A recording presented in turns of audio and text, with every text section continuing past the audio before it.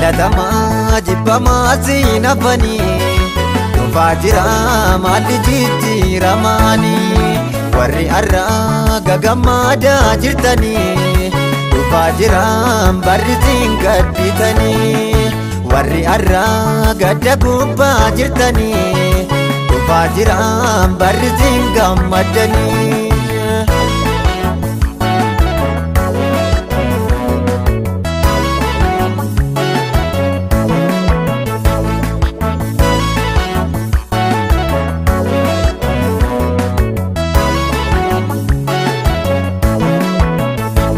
Baraaf guyyaa eegee gaaf tokko gammadam garaanarra gaddee ariifachuu miti obsaan turuu wayyaam yoo bari'uu didee yeroodhaaf jireenyi ganama yoo badee galgalamoon tola haa ta'uyyuu malee kan argatan irraammoo abdachuutu jaala.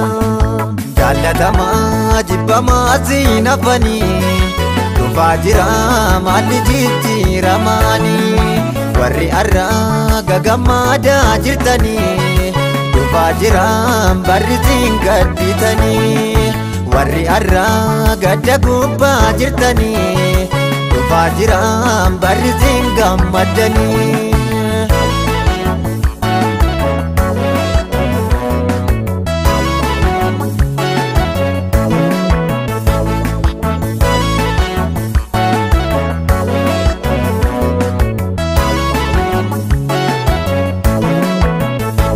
Warri gooftaan beekne wanta hundeen qabneen yeroo daawwenna'u salphina mataatti galmee isaa miidhuu baatanii naanna'u waan niifaman qabne sanyiif qomoon isaanii taasa balleeffama akka bara darbee sichi qoosaa miti dhugaatu laalama arra falachuudha amma utuu jiru guyyaan deebi'anii mana ibiddi gubee ganama yoo badee galgalan eeganii. Jaalatamaa jibbamaa siinafanii dhufaa jira maalli jijjiiramaanii warri arraa gagammadaa jirtanii dhufaa jira barri siin gadditanii warri arraa gadda gubbaa jirtanii dhufaa jira barri siin gammadanii.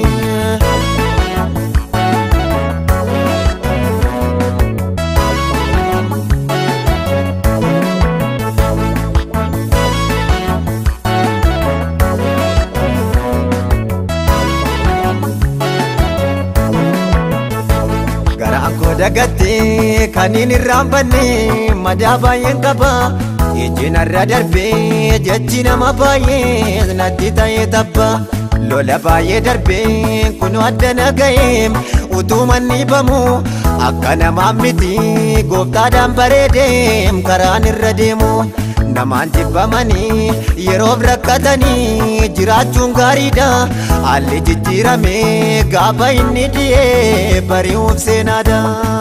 Jaalatamaa jibbamaa siinafanii dhufaa jira maalli jijjiiramaanii warri arraa gagammadaa jirtanii dhufaa jira barri siin gadditanii warri arraa gadda gubbaa jirtanii dhufaa jira barri siin gammadanii.